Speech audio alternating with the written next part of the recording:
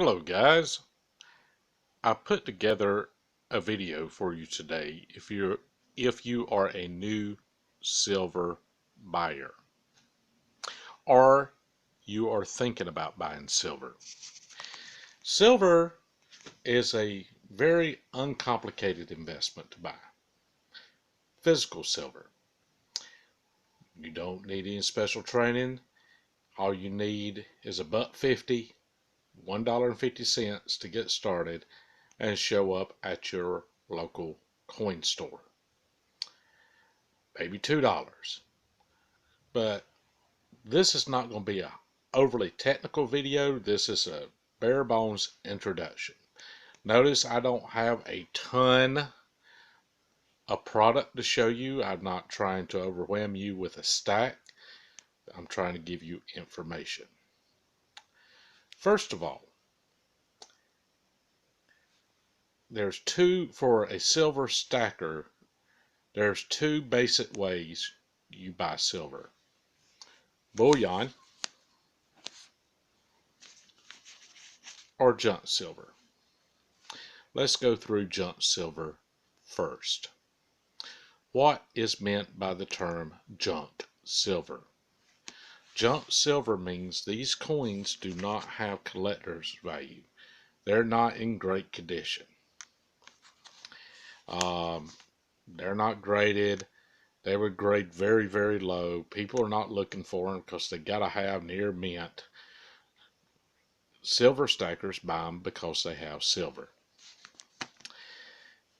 Remember at the beginning of the video, I said you can get started for $1.50, $2. This is a silver dime. It is a 1959 silver dime. That is 90% silver.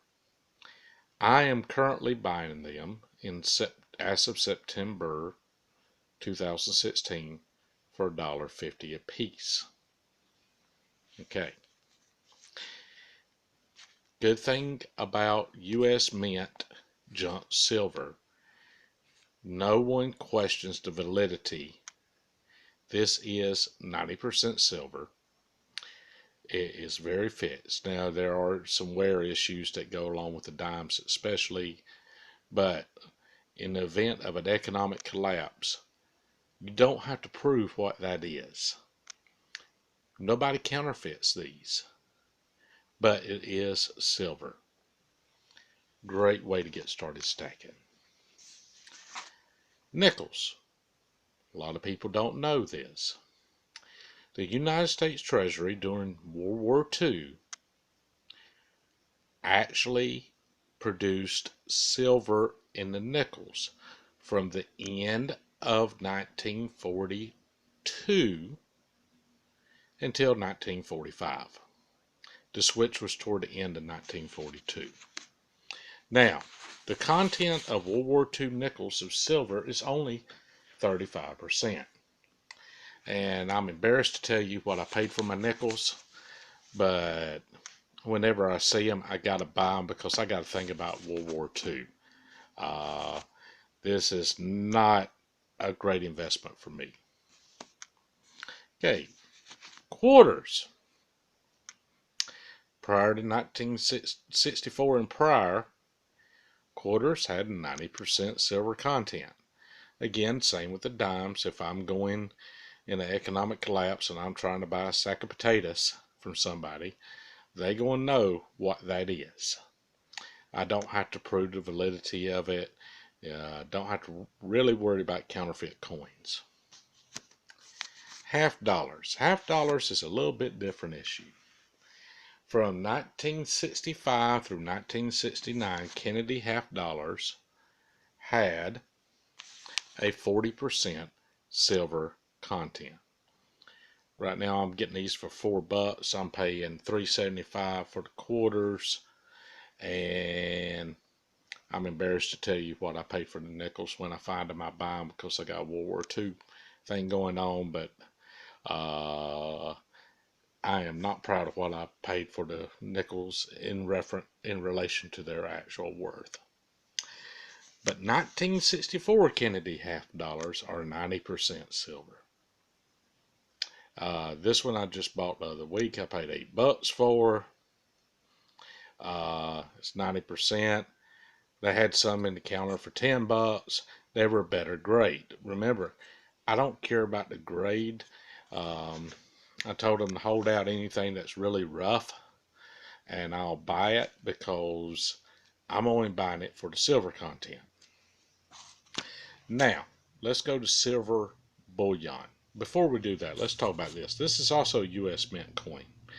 This is called a silver eagle. Very pretty coin. You got to watch these. People counterfeit the crap out of these. I get these from a dealer that I've always got great product from, and I put it in a protected. These sell for a little bit of a premium as opposed to silver round I would get to in a minute. Now, let's talk about silver rounds. Silver round is a private coin. It's not from any government mint. It's just 1 ounce of pure silver. Period. You buy an ounce. Now, you gotta learn to recognize what you're getting and be careful because people do clad coins and try to pass them off as pure silver. So take time, learn the reputable mints. You'll see APMEX here, extremely reputable. Now, you could also buy bars. This is a 1 ounce bar, and it's Engelhard. Just a 1 ounce bar of pure silver. Again, make sure you're buying from someone you know because there are people out there that are silver cladding other metals and passing it off. APMEX. APMEX bar. This is a 5 ounce bar. I will never buy anything bigger than a 5 ounce. Some people do. Here's the reason why. On 10 ounce bars, there are people that are putting tungsten rods in, particularly as silver increases, you'll see more of that. And then going over. So if you take a 10 ounce bar to a guy, a lot of times they'll want to drill it to make sure there's not tungsten in there. Not a good thing. Plus, if I sell this, I have to sell 5 ounces at a time. I might not want to sell 5 ounces at a time if I did sell. In the event of economic collapse, I'm going to have to buy something pretty big to give them 5 ounces. If I want to buy a couple of tomatoes, that's pretty easy to do business with. Remember, silver's not a short-term investment. It's long-term. You can buy your physical silver. I recommend, although there are great companies to order from, APMEX is supposedly a great company. I love their products. I have never ordered from them. I bought locally, mainly because I don't want a paper trail. That's between me and God, how much of this I have, and where it is hidden at. So if you're breaking my home, you're probably going to be a little disappointed because it's not going to be here. Another criticism I hear that's not valid about junk coins is they're hard to store and hard to keep an inventory of. Well, I pay 40 cents a piece for these plastic dime rollers. That's $75 my cost in this roll of dimes. Now, how hard is it to inventory? I know there's 50 in there. 50 times however many rolls I have. I can look at it, inventory, know what's going on. Same thing with the nickel rolls, quarter rolls, half dollars. I'm not currently putting in rolls, but that could change. Silver stacking's fun. Silver stacking it prioritizes your money. You'll be surprised. You start thinking of, how many dimes could I buy for that? Um, Also, it's a great way to secure your financial future. What it is not is a get rich quick scheme. As a matter of fact, it's a very, very long process to make money in this. It does build economic security for your family. It does,